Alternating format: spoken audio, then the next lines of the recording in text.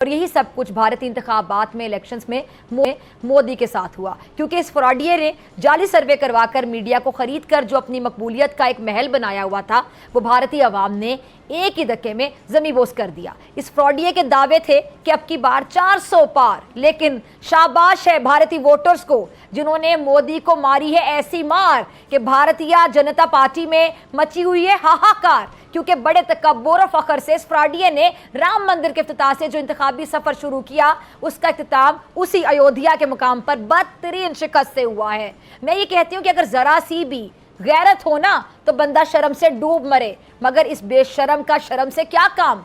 हिंदुत्व का दिल समझे जाने वाले अयोध्या ने मोदी को इतने जख्म लगाए कि सादा अक्सरियत लेने के बावजूद बीजेपी के जो कैंप हैं उनमें सफ़े मातम बिछी हुई है। रोने धोने और चीखने चिल्लाने की आवाज़ें साफ सुनाई दे रही हैं। और इस बेशरम को अगर देखें कि मीडिया पर खुशी का इजहार करता फिर रहा है, तीसरी बार हुकूमत बनाने के भाषण दे रहा है। देखा आपने इस जैसा को बेशरम, बेगैरत और कमीना शख्स। मैं ये कहती हूँ इसे गुजरात के मजलूमों की आहें ले डूबी हैं।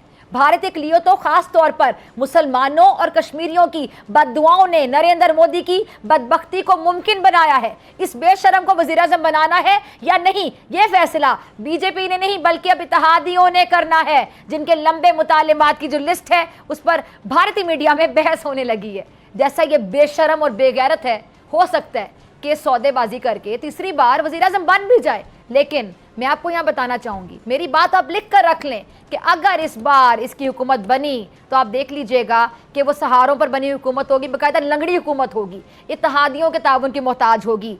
तगड़ी ऑपोजिशन के रहमो करम पर भारतीय जनता पार्टी, बीजेपी और मोदी ने भारत की सेकुलर जो शनाख्त है वो ख़त्म करने और हिंदुत्व के जिस एजेंडे को अमली जामा पहनाना था, वो सारे प्लान मट्टी में मिल गए हैं। और भारत में जो लोकसभा की आपको पता है 543 नशिस्तें हैं, उनमें से 272 सीटें नशिस्तें हासिल करने वाली जो जमात है वो हुकूमत बनाती है। अब इस लिहाज से अगर भारतीय इंतखाबी नताइज हैं, इन रिजल्ट पर अब नज़र डालें तो जो कांग्रेसी इत्तेहाद है उसने इंडिया की जो हैरान कौन आप कह लें कि कामयाबी हासिल की है, और मोदी की जो इंतखाबी इत्तेहाद के मुकाबले में अब तक की 240 नशिस्तों पर मैदान मार लिया है।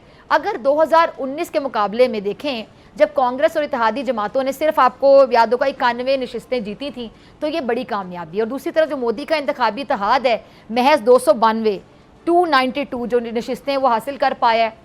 अच्छा, अगर सच पूछें ना तो इस फ्रॉडिये ने इलेक्शंस में बीजेपी को ही नहीं डुबोया, बल्कि बीजेपी पर जो सरमायाकारी करने वाले, ज़रा गौर से सुनिएगा, भारतीय जो अरबपति लोग हैं ना, जिसके दोस्त हैं, उनकी भी बैंड बजा दी है। इंतखाबी नताइज के बाद हिंदुस्तानी स्टॉक मार्केट और इंडियन जो टाइकून्स हैं उनके खरबों रुपए डूब गए हैं। और मैं आपको बताऊं, ब्लूमबर्ग के मुताबिक सबसे ज़्यादा जो नुकसान है वो मोदी की करप्शन के जो सबसे करीबी, इसके यार खास कह लें, गौतम अडानी, उसका हुआ है, जिसके आप ज़रा सुनते जाइएगा 69 खरब 64 अरब रुपए डूब गए हैं, जिसे एक दिन में दौलत में सबसे बड़ी कमी करार दिया जा रहा है। मुकेश अंबानी को 7 खरब, जंदाल खानदान को 5 खरब और कुमार मंगलम को 2 खरब से ज़्यादा का नुकसान इन इलेक्शंस ने पहुंचा दी है। अब ये सारे वो लोग हैं जिन्होंने भारतीय मीडिया को खरीदने और इलेक्शन पोल्स को मैनेज करने के लिए मोदी के कहने पर पानी की तरह पैसा बहाया और डुबोया भी। अब यकीनन ने सारे कहीं मेरे ख्याल से अकेले बैठे आंसू भी बहा रहे होंगे, कितना नुकसान करवा लिया, और मोदी को यकीनी तौर पे गालियां भी निकाल रहे होंगे।